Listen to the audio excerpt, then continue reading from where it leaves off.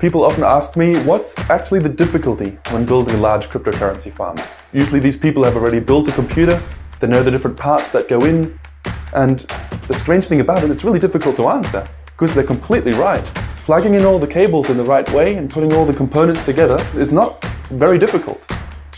The difficulty is earlier than that. The difficulty is how to handle the logistics and the preparation for building a farm of this scale.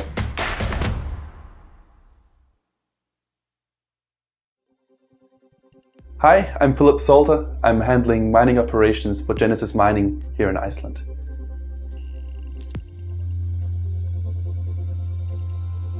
When you're building a cryptocurrency mining rig for your home, you order all the hardware from some online store, you wait for it to be delivered to your doorstep, you unbox all the boxes, plug everything together, and then that's it, you've got one.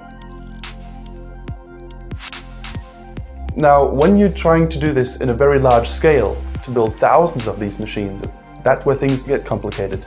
The reason is that the usual way of just ordering stuff from online stores breaks apart at a certain scale. So if you're trying to order 10 graphics cards, they'll probably be fine. If you try to order 50, some might start saying no, and if you start ordering thousands of them, they won't even believe you. They won't even reply to your email. So you have to find a different way to source material. Obviously, we're at a large scale, so we're going straight to the manufacturers of the different hardware components. We have a lot of custom hardware.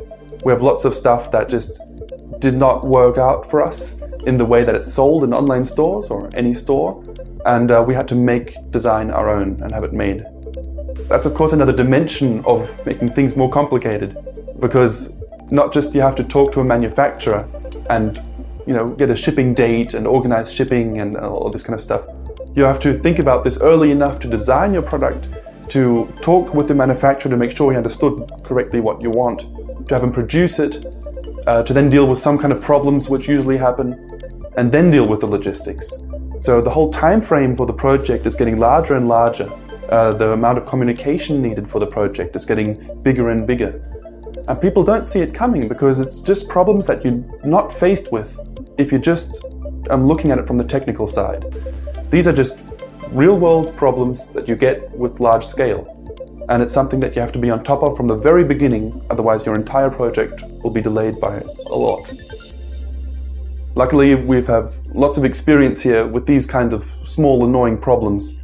And I'd like to say that at this point we've kind of seen it all. At least the things that can really go bad have already gone wrong once.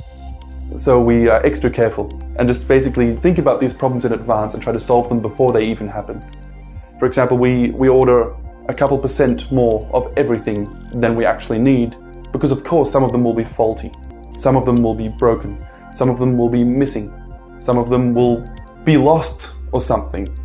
The most scary part of a build-out is when you're almost done, right? You've done all the major steps, everything seems fine and nothing has gone wrong, because at that point you know something's going to go wrong. You just don't know what and when.